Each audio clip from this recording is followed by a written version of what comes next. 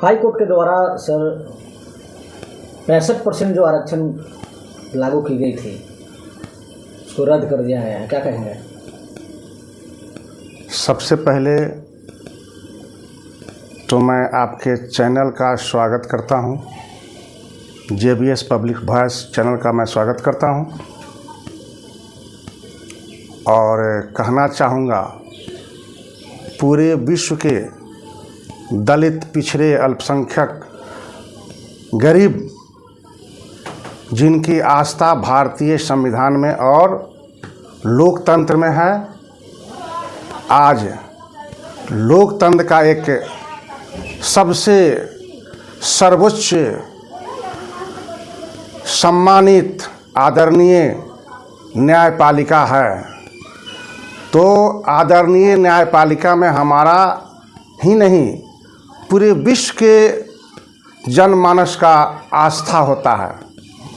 और आज जो माननीय उच्च न्यायालय ने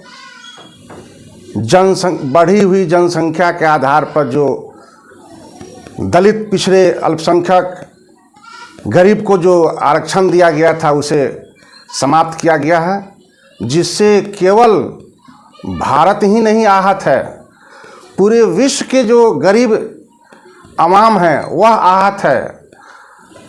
और इससे पहले ब्रिटिश सरकार में ब्रिटिश उपनिवेश के बावजूद 1931 में जातीय जनगणना करने की बात चली थी और सबसे पहले ब्रिटिश ने यहाँ के लोगों को कालाकार आयोग का गठन किया और उसके आधार पर यहाँ के जो दबे हुए, कुचले हुए थे, आवाम थे, उन्हें पढ़ने का अधिकार दिया, जिस अधिकार को बाबा साहेब ने मौलिक अधिकार में इंकित किया और भारतीय संविधान का निर्माण किया। और जब से भारतीय संविधान निर्माण हुआ है तब से यहाँ के जो दबे कुचले थे, जिन्हें शास्त्रों में पढ़ने का अधिकार नहीं था, यहाँ तक लिख दिया गया था, नारी नीर नीर ही रही कभी उच्च पत न चलें, सुपज तेली कोल कलवाड़ा ये सब अधम अवताड़ा, ऐसी ऐसी शब्दों का उसमें समावेश किया गया। और लिखा गया कि शूद्र यदि बोलता है तो उसकी जीवा काट लिया जाए, आँख से देखता है तो दोनों आँखों को फोड़ दिया जाए, कान से वेद अगर सुन लेता है तो कान में शीशा पिघला करके डाल दिया जाए। ऐसी ऐसी शब्दों का उसमें वर्णन किया गया, जिससे हमारे जो भारत के मूल निवासी थे उन्हें ज्ञान से दूर रखा गया और शिक्षा से दूर रखा गया, है ना। और यहाँ भी लिखा गया शूद्रो शिक्षा ना दियाताम, शूद्रो शिक्षा ना दियाताम, जबकि यहाँ के भारत के ही नहीं पूरे विश्व के जो लोग कमेरा संस्कृति के लोग थे वे सब लोग शूद्र थे, अर्थात जो सेवा करते थे वे सब शूद्र हैं, है ना। केवल विदेशी आर्य जो आए हैं वही ब्राह्मण है, बाकी जितने विश्व के लोग हैं वे सब शूद्र हैं, सब लोग सेवा का काम करते हैं। तो उनकी भी आज आहत हुई है और हम आदरणीय माननीय उच्च न्यायालय महोदय से निवेदन करते हैं कि पुनः इस पर विचार करें और हमारे जो भारत के ही नहीं बिहार के जो हमारे पूर्व मुख्यमंत्री आदरणीय मांझी जी थे, उन्होंने निजी क्षेत्रों में आरक्षण लागू किया था और हमारा जो पदोन्नति में आरक्षण था उस पर भी एक शिष्टमंडल आदरणीय भारत के प्रधानमंत्री नरेंद्र मोदी से मुलाकात किए थे और उन्हें फुल्ली आश्वासन दिया गया था। फिर भी हमारा पदोन्नति में आरक्षण अभी तक नहीं मिला और यह आरक्षण का मुद्दा अभी भारत के सर्वोच्च न्यायालय में लंबित चल रही है।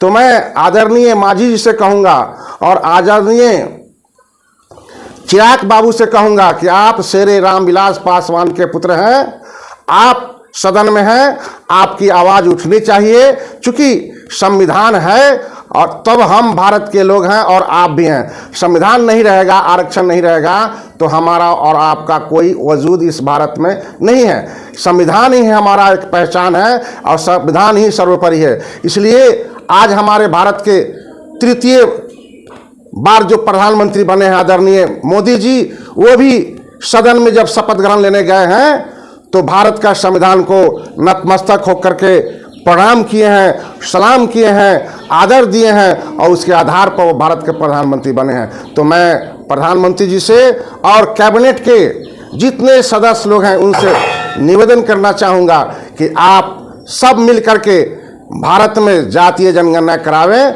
और जातीय आधार पर जितना हम लोगों का जो बैकलॉग है और जो हमारा हिस्सा बनता है वैसे पूरा करने का सदन में बात उठावें। तो मैं चाहूँगा दोबारा और निवेदन करना चाहूँगा कि आप सबों का ध्यान आकृष्ट करते हुए कहना चाहूँगा कि आप लोग सदन में हैं, सदन में यह बात उठाइए और भारत के जो आवाम, जो दलित, पिछड़े, अल्पसंख्यक जो हाशिए पर हैं उनके अधिकार के लिए आप लड़िए। चूँकि आप को जो वोट मिला है वह गरीब के वोट मिला है, गरीबों का वोट मिला है, कमेरों का वोट मिला है, रिक्शा, ठेला, टेम्पू, झोपड़ी में रहने वाले लोग ने वोट दिया है। वोट दे के आप में आस्था रखा है तो आप उस आस्था पर उतरिए। हम आपसे निवेदन करते हैं, प्रार्थना करते हैं। चूंकि मैं